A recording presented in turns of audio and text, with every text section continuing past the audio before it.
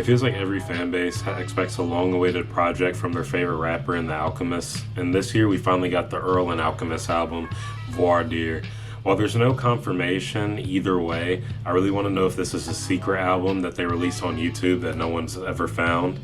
I was going to show my reaction in this video as I listened to it, but I'm not about to get up and dance for an Earl Sweatshirt album. That's just not the type of music he makes, and the reaction ended up being extremely boring. I promise you don't truly want no parts of this shit. A couple side splitters got me out of some jam. Over the past few years, Earl Sweatshirt's been pretty active. He released Sick last year, has been doing concerts here and there, and he has had a handful of features and singles released, like Making the Band and his feature on the Boldy James project.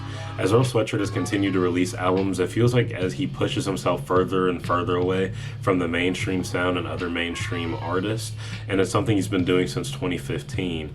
As he's matured though, his writing has also improved. Earl has become one of the best writers of this generation. It's to the point where it's hard to even have an opinion on the first listen to Earl's projects, because even if he isn't trying a new sound, his writing is often complex where you almost have to read the lyrics or listen multiple times to catch what he's saying or what the themes of what he's writing are. Earl often pairs this great writing with a flow of his own, where he's effortlessly stringing lines together in different rhyme patterns all throughout a song. When he raps, it just feels like someone pouring out their heart and thoughts just on a track onto a piece of paper, and it's no different on this project with The Alchemist. His writing on this project handles a ton of self-reflection within the lyrics. On 27 Braids, we have him reflecting on having a kid and him becoming a father, and how it changes the way he views life. Lines like, "I'm no passenger on a plane, precious cargo in a cabin, my whole take on baggage just ain't the same." And then we have on In All the Small Things, Earl Sweatshirt just has a song of him reflecting and him moving on in life, learning and appreciating even the small things in life, as the title states. Again, while Earl is expressive of his mental health and his emotions within a lot of his writing, Free the Ruler feels like one of the most expressive tracks that we've gotten from him in a while. Bars about his parents, him talking about drinking as a coping mechanism, and then the late Draco the Ruler getting locked up are just some of the things he covers on this track.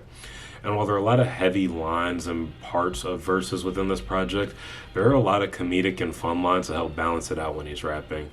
Earl saying he's in the mall with the Jordan face, and then following it up with the nasty Etch-a-Sketch scheme a few bars later, and one of my favorite songs on the album, My Brother the Wind.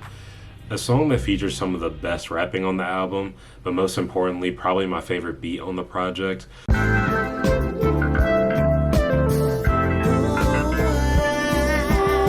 While the quality of Earl Sweatshirt's rapping doesn't differ track by track to set the songs apart, the main separator for how much I love a song on this project for the most part is the production.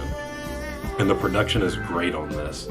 The Alchemist, which is something you should expect from The Alchemist, is full of drumless beats on this, something that's been a signature sound amongst the underground over the past decade plus at this point. We also saw a lot of drumless beats in The Alchemist collaboration with legendary rapper Rock Marciano, someone who's known to grandfather the drumless beats in. And it's also someone that Earl Sweatshirt shouted out on the first line of Sirius Black, making the reference to the Boldy James song they were both featured on together. And The Alchemist himself has been extremely active over the past few years, and he has no signs of slowing down. We got his collaborative project with West Coast rapper The Great Escape, Larry June, the No Idol streaming release, and the Flying High, the 4-track EP from himself. While he's constantly releasing songs with people or for himself, all these beats and sounds over the past few years have had great variation. No beat on the Larry June project sounds like the beats on the Earl project, while they all still sound like they came from The Alchemist. As for Earl, where his previous projects like Sick, some rap songs, and Feet of Clay have production taking heavy influences from other genres and they're extremely experimental, the production from The Alchemist on this project is mostly just raw hip-hop. There are a lot of vocal samples from The Alchemist on this one. Another one of my favorite tracks on this project is Vin Scully, one of the more up-tempo songs.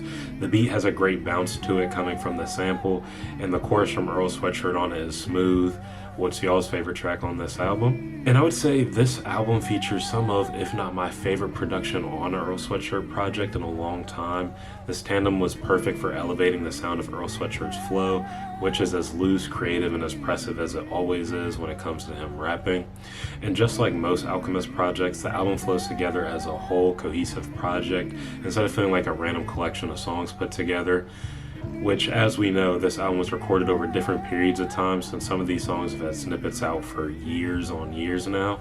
So this was time in the making, but the production and the intro and outro samples on each song, for the most part, feel extremely cohesive. When the track list was released for this project, the feature on Century was hidden. While people had some crazy guesses on who the feature artist would be, like Frank Ocean, we should have known Frank Ocean was going to be on an Alchemist beat. It was someone who falls within the realm or same subgenre as Earl Sweatshirt, Mike, and also, to no surprise, his verse on Century was very good. It's in his comfort zone, and he delivered. He was feeling like Aubrey. My only complaint, but not really, about this project is that every song feels extremely short, because it is. And all the tracks, for the most part, are just one verse, and they maybe have a chorus or a sample, intro and outro. Nevertheless, though, I think this project is great for those who may have loved Earl in the past, but didn't love the experimental direction he went in. While this isn't straying far from the experimental sound he went in on some rap songs, and since then, it's more true to traditional hip-hop in comparison to the previous stuff. Maybe a gateway into present Earl for new fans who may not like the experimental sound. Voir is a special album for both parties involved, the Alchemist and Earl Sweatshirt. One of the greatest producers of all time, who feels like he has a big project in the vault with a bunch of different people, continues his 2023 run after his EP and the Larry June album, unleashing some of the best production of any projects to come out this year, while Earl continues to add to his impressive discography and continues to develop as an artist. This is a fun and great album that was made for the fans. Is this album they put on YouTube as a hidden name? Who knows? Probably not.